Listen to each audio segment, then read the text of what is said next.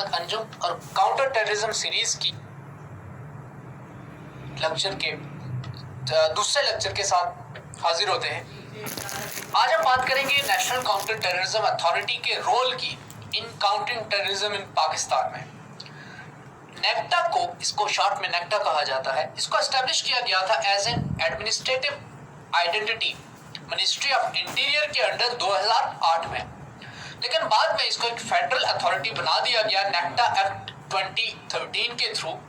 और इसका जो मकसद था वो ये था कि पाकिस्तान की जो स्टेट है उसके रिस्पांस को यूनिफाई करना, एक कोऑर्डिनेटेड रिस्पांस देना काउंटर टेररिज्म के खिलाफ और काउंटर एक्सट्रीमिज्म के खिलाफ। और इसके अलावा जो इसका दूसरा गोल था वो ये था कि जो लॉ इन्फोर्समेंट और इंटेलिजेंस एजेंसीज हैं उनके रिस्पांस को कोऑर्डिनेट करना।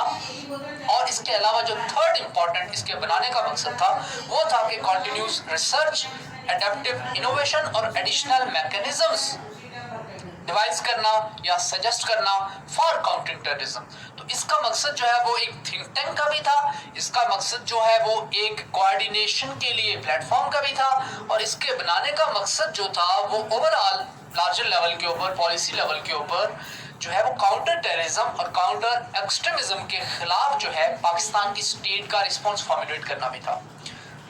जो नेक्टा एक्ट है 2013, उसकी प्रियम्बल जो है वो कहती है, उसका मिशन और फंक्शंस को लेती है मिसाल के तौर पे हम देखते हैं, extremism is becoming an existential threat to the state and needs to be responded to and addressed comprehensively. तो एक्सट्रीमिज्म को रिस्पॉन्ड करने के लिए ये जो नेशनल काउंटर टेररिज्म अथॉरिटी है वो बनाई गई। अब जो है अगर हम बात करें तो जो नेक्टा की रिस्पॉन्सिबिलिटीज का स्फीयर है वो एग्जॉस्टिव है, लेकिन इसमें जो मोस्ट इंपॉर्टेंट रिस्पॉन्सिबिलिटी है नेक्टा की वो है कि स्ट्रेटेजिक लेवल के ऊपर एक विजन या पॉलिसी गाइडलाइंस प्रोवाइड करे। अब ये जो मैं बात कर रहा हूँ ये नेक्टा के एक्ट में लिखी हुई है, सेक्शन 7 सब सेक्शन जो है वो बी। इसके अलावा जो सेकंड इसका पर्पस था, इस मकसद के लिए ये जो लार्जर लेवल के ऊपर स्ट्रेटेजिक विजन या पॉलिसी गाइडलाइंस देने के लिए नेक्टा के बोर्ड ऑफ गवर्नर्स बनाए गए। अब इन बोर्ड ऑफ गवर्नर्स के लिए रिक्वायर्ड ये था कि एटलीस्ट वो एक दफा साल में 3 महीनों में एटलीस्ट एक दफा वो जरूर मिले। अब नेक्टा जो है वो ये बोर्ड ऑफ गवर्नर्स कभी नहीं मिले, और यहाँ से आपको बुनियादी आइडिया हो जाएगा कि एज एन इंस्टीट्यूशन या एज एन अथॉरिटी ये कितनी डिसफंक्शनल रही है। एग्जीक्यूटिव कमेटी ऑफ जो नेक्टा है उसका मकसद ये था कि वो डिसीजंस की इम्प्लीमेंटेशन को, डिसीजंस डेफिनेटली जो काउंटर टेररिज्म से मुतल्लिक लिए जाएं उनको इम्प्लीमेंट करना था। इसके अलावा डी रेडिकलाइजेशन के लिए प्रोग्राम भी इसने लॉन्च करने थे, ये भी नेक्टा का मकसद था, बट ये उसने मीडिया के साथ कोऑर्डिनेशन में करना था और एक्सट्रीमिस्ट के खिलाफ एक नैरेटिव प्रपोज करना था। अब ये जो आप इसके कीवर्ड्स हैं अगर आप इनको सामने रख के देखें तो आपको ये नजर आएगा कि ये काउंटर टेररिज्म या काउंटर एक्सट्रीमिज्म के खिलाफ नैरेटिव देना, ये ऐसा मकसद था जो कि आउटलाइन किया गया था even national internal security policy में भी। तो 2013 में जब ये फेडरल अथॉरिटी बनी तो उस वक्त तब तक 2013 तक पाकिस्तान ओवरऑल इस ये जो ड्यूअलिस्टिक एटीट्यूड था हमारी स्टेट का, गुड और बैड तालिबान का, और मुख्तलिफ ग्रुप्स में डिफरेंशिएट करना, जो मिलिटेंट ग्रुप्स थे कि बाज ग्रुप्स को हमने प्रोटेक्ट करना है और बाज ग्रुप्स के खिलाफ हमने क्रैक डाउन करना है। जो पाकिस्तान वार ऑन टेरर में एक ड्यूअलिस्टिक स्टेट पॉलिसी अप्लाई कर रहा था, तो 2013 तक पाकिस्तान इस पॉलिसी से बाहर आ चुका था। और ये पाकिस्तान में जो पॉलिसी ट्रांजिशन आई वो काफी हद तक जो इंक्रीमेंटल लेवल के ऊपर पाकिस्तान लॉसेस सफर कर रहा था ग्लोबल वार ऑन टेरर में, उसकी वजह से आई। अब जो नेक्टा है, नेक्टा को क्या करना चाहिए और नेक्टा क्या कर रहा है इसके ऊपर मैं मुख्तसर बात करूंगा। लेकिन नेशनल काउंटर टेररिज्म अथॉरिटी, अगर हम इसकी ओवरऑल पिछले 6 सालों की प्रोग्रेस को ट्रैक करें तो ओवरऑल इस बात को सिंप्लीफाइड अंदाज में इस तरह से कहा जा सकता है कि ये एज एन इंस्टीट्यूशन या as an authority NACTA fail हो चुकी है। मिसाल के तौर पे 2016 के अगस्त में कोयटा में एक वाकया होता है, एक बम्बिंग होती है एक हॉस्पिटल में जिसमें बहुत सारे लॉयर्स मारे जाते हैं। इस बम्बिंग के बाद जो है एक इंक्वायरी कमीशन रिपोर्ट बनती है और इस इंक्वायरी कमीशन रिपोर्ट में नेक्टा की जो परफॉर्मेंस थी उसके ऊपर कमेंट किया गया। इस रिपोर्ट में ये बात मेंशन है कि NACTA is required to implement the decision of the board and executive committee and NACTA is also required to carry out research on topics relevant to terrorism and extremism. ये बात मैं पहले कर चुका हूं। इसी जो कोयटा इंक्वायरी कमीशन रिपोर्ट थी, इसने ये कमेंट किया कि NACTA was to develop counter extremism strategy to review them on periodical basis and report to the federal government about implementation of these plans on periodical basis। और अब यहाँ से बात आती है जी नेक्टा की परफॉर्मेंस के अप्रेजल की।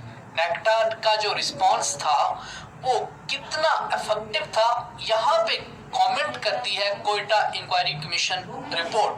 NACTA did not carry out research, ना तो रिसर्च की नेक्टा ने, डॉक्यूमेंट्स भी प्रिपेयर नहीं किए, नेक्टा ने कोई काउंटर एक्सट्रीमिज्म की स्ट्रेटेजी डेवलप नहीं की, नेक्टा ने कोई नेशनल नैरेटिव क्रिएट नहीं किया, नेक्टा ने कोई पीरियोडिक रिव्यूज नहीं दिए, नेक्टा ने ना ही जो रिक्वायर्ड रिपोर्ट्स थी वो फेडरल गवर्नमेंट को भेजी और ओवरऑल नेशनल लेवल के ऊपर काउंटर नैरेटिव बनाने में नेक्टा जो है वो फेल हो चुका है। ये ऑब्जर्वेशंस थी जो कोयटा इंक्वायरी कमीशन रिपोर्ट है उसकी। नेक्टा के फंक्शंस को अगर आप देखें तो नेक्टा एक्ट में जो नेक्टा के फंक्शंस हैं बहुत एग्जॉस्टिव फंक्शंस हैं, बट इनमें से चंद एक के ऊपर मैं ब्रीफली बात करूंगा। मिसाल के तौर पे डाटा और इंफॉर्मेशन को कलेक्ट करना, रिसीव करना, कोलेट करना और डेटाबेस एस्टेब्लिश करना। दूसरा मकसद था इसका कि कोऑर्डिनेट करना और तैयार करना एक counter national counter terrorism and counter extremism strategy और नैरेटिव क्रिएशन। थर्ड इसका था कि एक्शन प्लान डेवलप करना टेररिज्म के और एक्सट्रीमिज्म को फाइट करने के लिए। जो इसका फोर्थ मकसद था वो था कि रिसर्च कैरी आउट करना। इसका जो फिफ्थ फंक्शन था वो था कि एज अ लाइजोन एंटिटी के तौर पे काम करना। छठा इसका जो काम था कि इम्प्लीमेंटेशन को रिव्यू करना, मॉनिटर करना, ट्रैक करना और फिर उसकी जो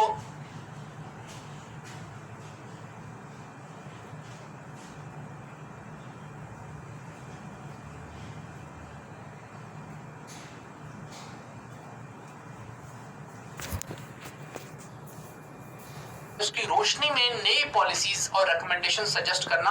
तो ये नेक्टा के चंद एक फंक्शंस हैं जो कि हमें इसके एक्ट में नजर आते हैं।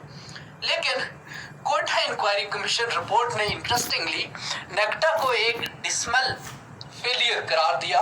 कोयटा इंक्वायरी कमीशन रिपोर्ट में मैं कोट कर रहा हूँ, NACTA act has now been in place for over 3.5 years and it was enacted because extremism had become an existential threat to the state and need to be responded to and addressed comprehensively, but this remains overlooked and unaddressed। यानी Quetta inquiry commission report ने कहा कि नेक्टा को जिस मकसद के लिए हमने बनाया था, नेक्टा उस मकसद में फेल हो चुका है। मिनिस्ट्री ऑफ इंटीरियर जो है उसने एक डॉक्यूमेंट तैयार किया है, नेशनल इंटरनल सिक्योरिटी पॉलिसी। ये बात भी कह रहा है कोयटा इंक्वायरी कमीशन रिपोर्ट। ये नेशनल इंटरनल सिक्योरिटी पॉलिसी मैं आपके साथ डिस्कस कर चुका हूँ। इस पॉलिसी में बात की गई थी कि हमें एक नेशनल डी रेडिकलाइजेशन के प्रोग्राम को इंट्रोड्यूस करने की जरूरत है। अब अगर मैं बात करूं कि पाकिस्तान में नेशनल इंटरनल सिक्योरिटी पॉलिसी 2014 है, 2018 है, नेशनल काउंटर टेररिज्म अथॉरिटी है, नेशनल एक्शन प्लान है और राइट फ्रॉम 9/11 पाकिस्तान जो है वो ग्लोबल वार ऑन टेरर का हिस्सा है और पाकिस्तान इंटरनली भी और एक्सटर्नली भी थ्रेट्स को फेस कर रहा है जो कि टेररिज्म से स्प्रेड आउट होते हैं, एक्सट्रीमिज्म से स्प्रेड आउट होते हैं। लेकिन दिसंबर 16, 2014 का जो वाकया था एपीएस मैसेकर, यहाँ पे आप कुछ शुहादा की तस्वीरें देख सकते हैं जिसमें बच्चों को कत्ल किया गया। आई थिंक ये वो मोमेंट था जो पाकिस्तान की तारीख में, पाकिस्तान की 70 सालों की तारीख में ये वो टर्निंग पॉइंट था जब एक दफा हमारी स्टेट ने, हमारी पॉलिसी मेकर्स ने, हमारे पॉलिटिशियंस ने एक दफा ये बात संजीदगी के साथ सोची कि शायद हमें खुद को इस तरह की ड्यूअलिस्टिक पॉलिसीज से और इस तरह की ड्यूअल एटीट्यूड से निकालना पड़ेगा और हमारी स्टेट को एक ही यूनिफाइड, कंसर्टेड और कॉम्प्रिहेंसिव रिस्पॉन्स डिवाइस करना पड़ेगा। ये वो टर्निंग पॉइंट था कि जिसमें हमारी पॉलिसी में वो क्लैरिटी आई। अफसोस की बात यह है कि हमें ये क्लैरिटी लाने के लिए कई एटलीस्ट 130 जो बच्चे हैं जो कि वहां पे शहीद किए गए उस दिन, उनकी कुर्बानी का इंतजार करना पड़ा। हम उससे पहले भी ये पॉलिसी डिवाइस कर सकते थे, पॉलिसी बना सकते थे, अपने रिस्पॉन्स को फॉर्मुलेट कर सकते थे, लेकिन हमने नहीं किया। और हमें पाकिस्तान में हमारी ये टेंडेंसी है, हम अगर अपनी हिस्ट्री को रिवाइज करें, हमारे पास हमें ये टेंडेंसी है कि हम बार बार वही मिस्टेक्स दोहराते हैं। 80s में आप देख लें, पोस्ट 2001 में भी हम वही मिस्टेक्स दोहरा रहे थे।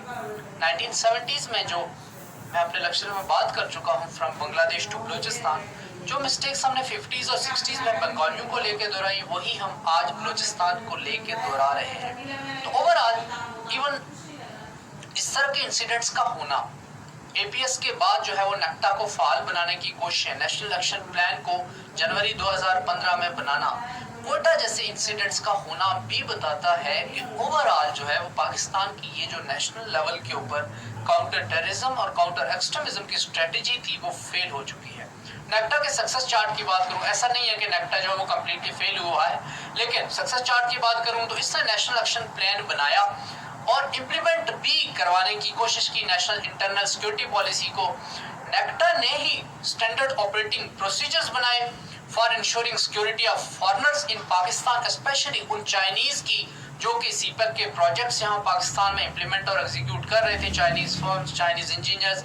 इस मकसद के लिए स्पेशल सिक्योरिटी यूनिट्स का बनाया जाना, नए यूनिट्स और नए विंग्स को एस्टेब्लिश करना, ये सारा नेक्टा की वॉच के अंडर हुआ।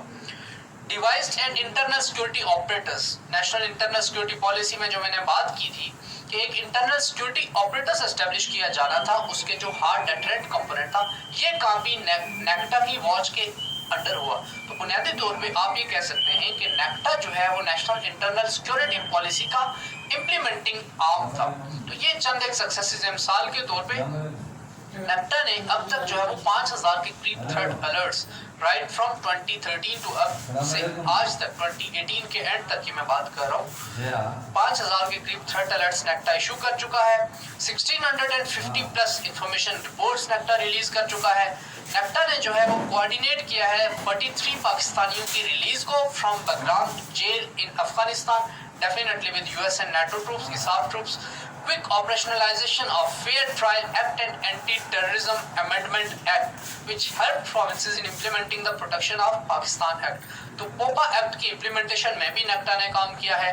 नेक्टा जो है वो लीड एजेंसी थी कि जब नेशनल एक्शन प्लान के अंडर जो है वो सिम्स को वेरीफाई और रजिस्ट्रेशन का प्रोसेस किया जा रहा था, उस वक्त जो है वो नेक्टा इस सारे प्रोसेस को जिसके अंडर मिलियंस ऑफ सिम्स को रजिस्टर किया गया, वेरीफाई किया गया, इस सारी एक्टिविटी में नेक्टा जो है वो लीड एजेंसी थी।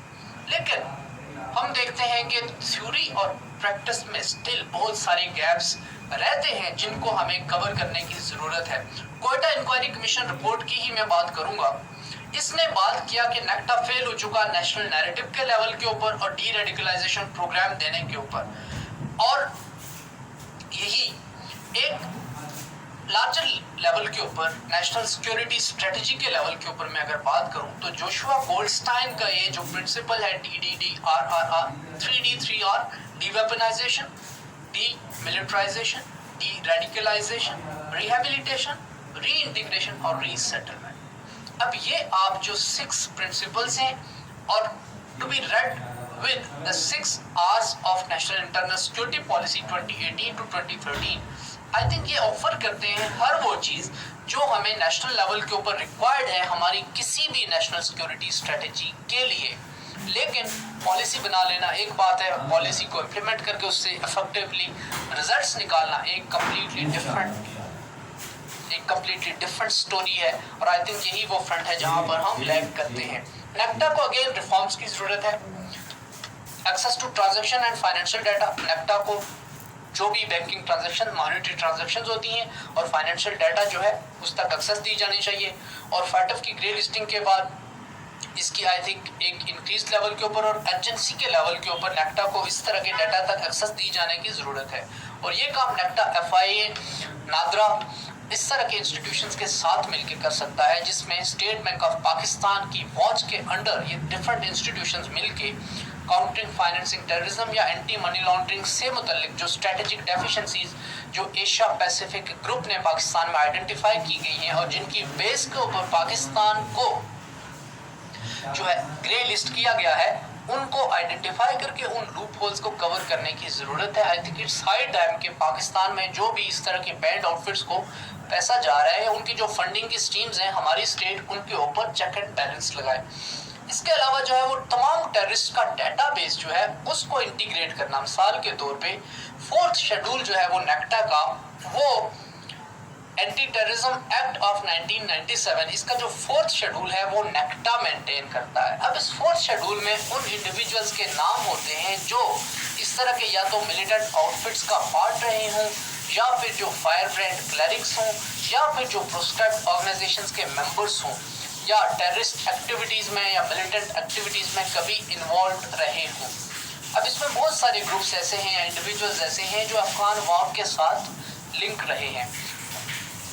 जो 4th शेड्यूल है उसको अपडेट करना, इसको मेंटेन करना, इसके अंडर जो है वो किसी भी डिस्ट्रिक्ट्स में एंट्री को बैन करना या गैगिंग करना, स्पेशली मुहर्रम के टाइम के ऊपर, ये सारी वो चीज़ें हैं जिसके ऊपर बेसिक जो काम है इंफॉर्मेशन और डाटा कलेक्शन और डाटा मैनेजमेंट और डाटा ऑपरेशन के लेवल के ऊपर नेशनल काउंटर टेररिज्म अथॉरिटी ही काम करती है।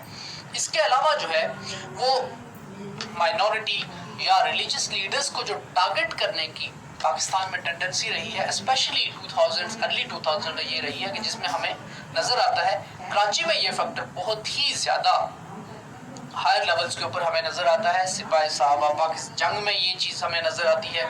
मौलाना आजम तारक का कत्ल आपने सुना होगा, लश्कर जंगवी जो है वो पाकिस्तान में जंग में ये इंसिडेंट्स होते रहे हैं। तो इस तरह की जो सेक्टेरियन कॉन्फ्लिक्ट्स है पाकिस्तान में, कम्युनिटेरियन डिफरेंसेस हैं या सेक्ट्स की बेसिस के ऊपर इस तरह की जो डिफरेंट सेक्ट्स अपने मिलिटेंट विंग्स बना लेती हैं और एक दूसरे के खिलाफ कत्ल और इस तरह के वाक़यात होते हैं, इनको कर्टेल करने के लिए आई थिंक नेक्टा को हमें इंफॉर्मेशन भी प्रोवाइड करनी चाहिए और नेक्टा को इस सिस्टम में इक्विप भी करना चाहिए। For that we need relevant laws as well. रॉ factor analysis research and analysis wing of India Pakistan के जो पेरिफेरी के ऊपर एरियाज है, स्पेशली बलूचिस्तान और फाटा, उनमें हाईली इन्वॉल्व है। और इस बात की मैनिफेस्टेशन हमें यहाँ से नजर आती है कि कुलभूषण यादव को पाकिस्तान ने पकड़ के ट्राई किया। तो रॉ फैक्टर एनालिसिस और एनडीएस की जो इन्वॉल्वमेंट है या मोसाद की जो इन्वॉल्वमेंट है या ईरान की जो यहाँ पे रीजन में पाकिस्तान में जो स्ट्रेटेजिक इन्वॉल्वमेंट है, उसको असेस करना चाहिए और उसकी असेसमेंट के बाद उसका रिस्पांस जो है वो क्रिएट करना चाहिए, रिस्पांस जनरेट करना चाहिए। बिकॉज जब तक रॉ फैक्टर या फॉरेन इंटरवेंशन का जो फैक्टर है उसको जब तक हम कन्फ्रंट नहीं करते, हम किसी भी जितने भी हम एफर्ट्स करने हमारी इंटरनल सिक्योरिटाइजेशन हम अटेन नहीं कर सकते। फिर स्लीपर सेल्स का इंफ्रास्ट्रक्चर, फॉर इंस्टेंस दिसंबर 2007 में बेनजीर का मर्डर होता है और जब मर्डर की इन्वेस्टिगेशंस होती हैं तो पता चलता है कि एक हाईली कोऑर्डिनेटेड हैंडलर्स का, फैसिलिटेटर्स का और स्लीपर सेल्स का नेटवर्क था जिसने वो एक्टिविटी या वो जिसने असैसिनेशन कैरी आउट की। इस तरह के स्लीपर सेल्स आज भी बाज डोरमेंट हैं, बाज एक्टिव हैं। डोरमेंट को हमें एलिमिनेट करने की जरूरत है और एक्टिव को भी हमें कन्फ्रंट करने की जरूरत है। तो स्लीपर सेल्स का नेटवर्क किसी भी स्टेट के लिए, किसी भी सोसाइटी के इंटरनल सिक्योरिटी के लिए हाईली अलार्मिंग है। तो स्लीपर सेल्स के इंफ्रास्ट्रक्चर को आइडेंटिफाई करना, इसको रूट आउट करना, ये भी आई थिंक नेक्टा की रिफॉर्म्स के प्रपोजल में शामिल होना चाहिए। और स्पेशली एनडीएस और रॉ की इन्वॉल्वमेंट के बाद ये फैक्टर और ज्यादा अर्जेंसी हासिल कर लेता है। इमाम बारगाह के ऊपर पाकिस्तान में अटैक होते हैं, पाकिस्तान में चर्चेस के ऊपर अटैक होते हैं, पाकिस्तान में मसाजिद के ऊपर अटैक होते हैं, पाकिस्तान में रिलीजियस कम्युनिटीज की जो प्लेसेस ऑफ वर्शिप है उनके ऊपर अटैक होते हैं, पाकिस्तान में परसिक्यूशन होती है in the name of religion. This is all being coupled with this kind of extremist mentality जो कि अफगान वार से पाकिस्तान में आई है।